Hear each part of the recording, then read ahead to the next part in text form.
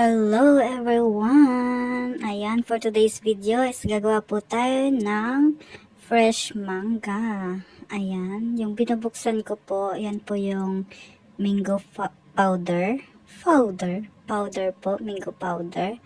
Ayan, so yung gagawin natin, lalagay natin siya dyan sa baso.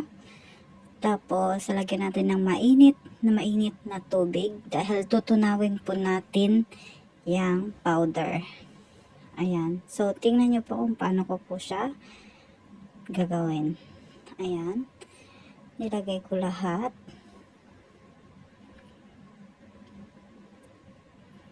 Ayan. Tapos, lalagyan na natin ng mainit na tubig. Ayan. Bagong kulo po dapat. Ayan. So, hahalo-haluin na natin.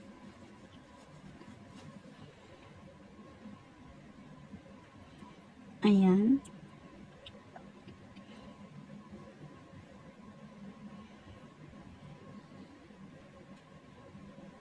Ayan, ganyan lang po yung paghahalo natin. Dahan-dahan. Tapos, ito naman po yung kulay yellow na to na hahatiin natin. Bali, kalahati lang po nito yung gagawin natin. Fresh manga po siya or fresh mango. Ayan. So, nag-ice lang po siya dahil in-stock namin yan siya sa freezer. Ayan.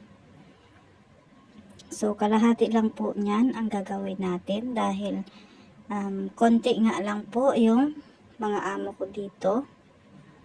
Ayan. Tsaka hindi naman sila lahat kumakain ng manga or mango. Ayan. Ayan, medyo ano talaga, mahirap siyang hiwain kasi nag-ice na siya. Ayan, tapos hahatiin pa natin sa maliliit na sizes at ilalagay natin sa blender. Ayan, kasi i-blend po natin yan. Ayan.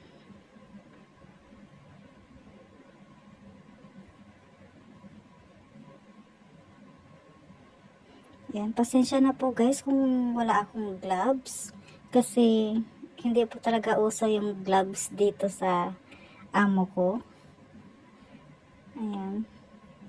So, nasanay na rin ako kasi nung pagdating ko dito sa kanila, 2017, naghahanap talaga ako ng gloves kada magluto ako. Pero sabi niya, okay lang naman kahit wala ng gloves. Ayan nga pala guys, naglagay ako ng isang baso, yung pang tea na baso. Ayan, isang baso nun ng sugar. Tapos, kalahati ng fresh milk. So, yung fresh milk na yan, yung isang fresh milk na yan, nasa 250 ml siya. So, kalahati lang yan. Ayan, tapos isusunod na natin ang tinunaw ko na mango powder. Ayan. So, ang next natin na gagawin ay i-blend na po natin. Ayan. Ganyan lang po guys ang paggawa ng mango. Actually, pang ano ito, pang sweets nila. Minsan, nilalagay din to nila sa chocolate. Yung chocolate, magtunaw sila ng chocolate, no? Lagyan nila ng biscuit sa ilalim, tapos chocolate, tapos ilagay mo na nila sa freezer ng isang oras. Tapos pag yung medyo tumigas na yung chocolate, tsaka nila ilalagay itong manga or itong mango na ginagawa ko. Tapos, papatungan ulit nila ng chocolate. Ayun. Pero itong gagawin natin, ito lang talaga, pure siya na mango. Wala siyang halong ek-ek. Ayan. So, tinikman ko na. At okay na yung lasa niya. So, ililipat na natin sa maliliit na mangkok. Ayan. Ayan, ganyan lang.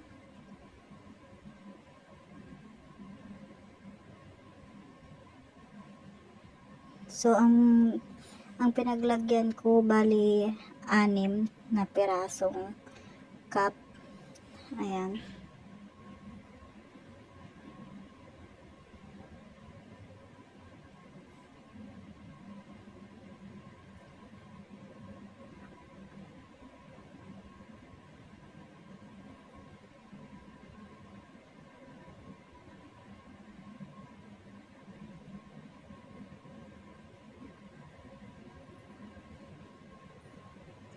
So, ayan na. Natapos na natin ilagay sa mga maliliit na mangkok. Ayan.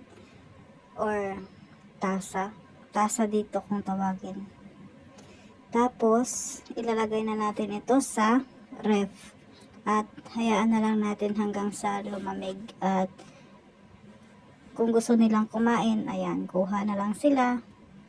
So, ayan lang guys, hanggang dito na lang ang aking video. Sana nagustuhan nyo po. Ayan. Thank you po sa lahat.